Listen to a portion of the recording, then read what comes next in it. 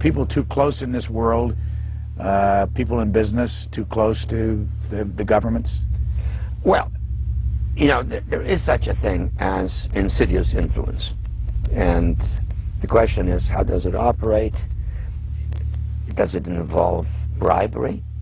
And does it involve some sort of psychological domination of individuals?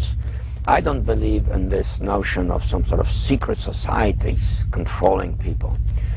But of course, in any political system, there are sort of over-the-table and under-the-table arrangements. Arrangements that involved ruthless, illegal, and immoral activities in order to dominate humanity. Despite all of the evidence that has just been presented, this network would fall down the memory hole, even though 14 convictions were made in the Iran-Contra scandal.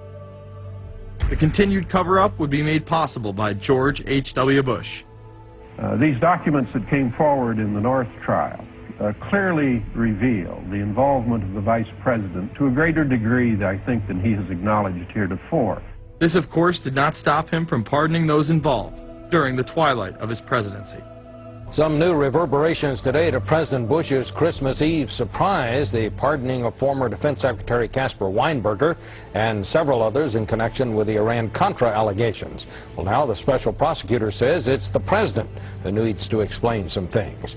The real issue is why the notes weren't produced 5 years ago when the congressional investigation and the independent counsel's investigation had requested them. Because high-level political officials scrambled to limit the investigation and establish plausible deniability for the upper echelons of the network, including Bush himself. So who is this guy, and how did he come to power? To understand that, we must first take a look at his father, Prescott. Prescott was born into privilege and became extremely influential in business, intelligence, and politics. He helped establish the CIA out of the Army's Office of Strategic Services with the Dulles brothers, and served as a senator in the state of Connecticut.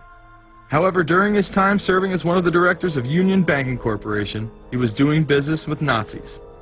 The Bushes have been sort of at the heart of the military-industrial complex since its very beginning, and that Prescott was involved in a firm that actually fronted for Nazi firms in America. In fact, Union Banking and its subsidiaries were seized by the United States government in October of 1942 under the Trading with the Enemy Act.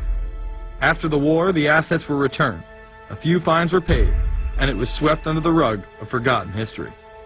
These Nazi ties should not be all that shocking, seeing as it has been declassified that the Office of Strategic Services recruited Nazis into its ranks through Project Paperclip in August of 1945.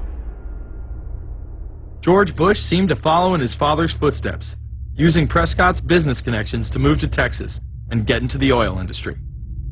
He would first attain political office as a Texas congressman in 1966, but then lose his bid as a Texas senator in 1970. It was at this time that Nixon appointed Bush as an ambassador to the United Nations. According to official accounts, Bush then began work with the CIA as its director in 1976. Evidence suggests that Mr. Bush and the CIA actually had a much longer-standing relationship. There are indications that he had relations to the CIA before. There's a very strange memo, and the names are George Bush. And when this was published, there was a lot of fuzzing of the issues, but given George H.W. Bush's strong connections with the Cuban community, I think there is a good chance that it was the George Bush we know, so that he did have a CIA connection. Bush left the CIA just under a year after his appointment. He is credited with restoring the agency's morale, as its image was being shattered by the Church Committee's revelations of the CIA's unauthorized activities involving assassinations and corruption. In reality, Bush was responsible for denying the Church Committee many of the documents it requested and making it impossible for them to do a thorough investigation. After his time as CIA director, he devoted himself to becoming the next president of the United States. Many people within his own party did not like his globalist ties. Along the campaign trail, Bush continually had to explain his association with the group. You know J.R. Ewing in the show Dallas? J.R. is a member of the Trilateral Commission, I think. It's got to be, because it's so bad. Let me tell you something. I used to be a member of it. I resigned, as I did from every business thing I was in, to concentrate on one thing, running for President of the United States. Ronald Reagan initially had no interest in having Bush as his running mate. Even then presidential candidate Ronald Reagan had questions. I would suggest that maybe Mr. Bush would clear the air if he'd tell us why he resigned. Reagan's backers then forced him to choose their intelligence frontman, George H.W. Bush, as his vice president. But in spite of last year's campaign rhetoric, all seems to be back to normal between George Bush and his old colleagues. And President Reagan, who is relying on many of these powerful business leaders to make his economic package work, will host commission representatives at the White House Monday. After Reagan's election, there was an attempt on his life, just 69 days into office. Astoundingly, Bush would again be connected. Well, just who is John Hinckley, Jr.? When he left this neighborhood 8 years ago, he was, by all accounts, well-liked and seemingly normal. This donut shop near the motel was visited by Hinckley, who reportedly waited for a phone call here each day, even though he had a phone in his motel room. The nature of the calls is not known. A touch of irony. The young man walking with the elder Hinckley is 30-year-old Scott Hinckley, John Jr.'s brother.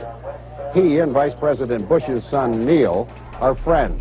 They had planned to have dinner together in Denver tonight. The plans have been canceled. We were told Hinckley was a madman acting alone. If that was the case, why was he making phone calls from a payphone down the road instead of his hotel room? Why was the would-be assassin's brother a family friend of the man who stood to gain the presidency? While Reagan led the nation in the public eye, Bush exploited his power through the largely unknown Continuity of Government Directive.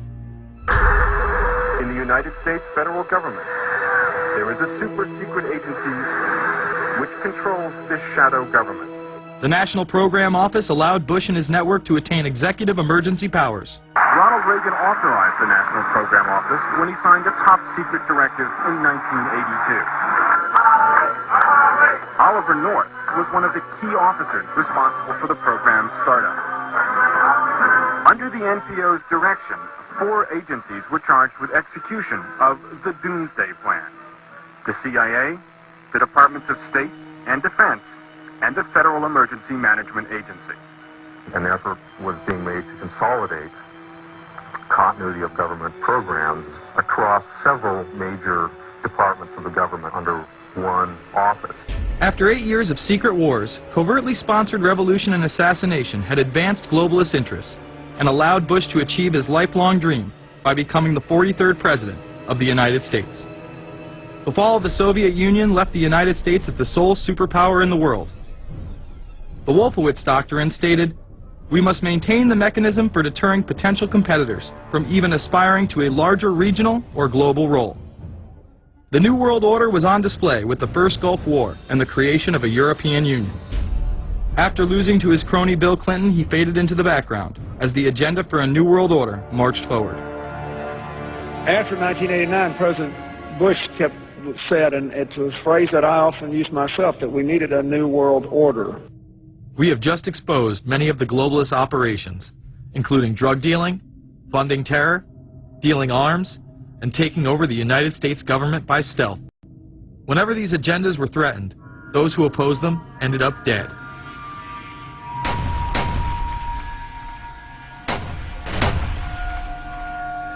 We've got some difficult days ahead, but it really doesn't matter with me now, because I've been to the mountaintop.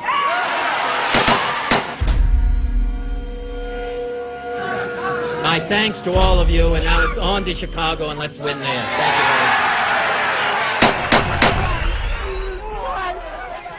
He gave a paper about all 3 of the big assassinations in the 60s, which was John F. Kennedy, Bobby Kennedy, and Martin Luther King. And there are certain common denominators. I call these events deep events. We've become accustomed to the idea that every now and then something is going to happen, and we just know from the beginning we're not going to get to the bottom of it. And the more they happen, the more reconciled we've become to this state of affairs. In 1978, the House Select Committee on Assassinations could not ignore there was a conspiracy in regards to the assassination of John F. Kennedy and Martin Luther King, Jr. Good evening. A congressional committee has concluded that President John Kennedy and civil rights leader Martin Luther King Jr., both of them, were probably killed as the result of conspiracies. The House Assassinations Committee wound up its 2-year study by recommending that the Justice Department look into both cases. In the assassination of Dr. Martin Luther King, the committee concluded the likelihood of conspiracy. The committee's summary of findings says President Kennedy was probably assassinated as a result of a conspiracy, that its evidence establishes a high probability that 2 gunmen fired at the motorcade. The committee concluded that President Kennedy did not receive adequate Secret Service protection in Dallas, that the CIA was deficient in sharing information before and after, that the Justice Department and Warren Commission failed to pursue possible conspiracies and made their conclusions too definite. There seems to be no debate that the CIA and Secret Service were involved in the assassination. As you can clearly see, 2 Secret Service agents being taken away from their positions at the back of Kennedy's vehicle just moments before the assassination.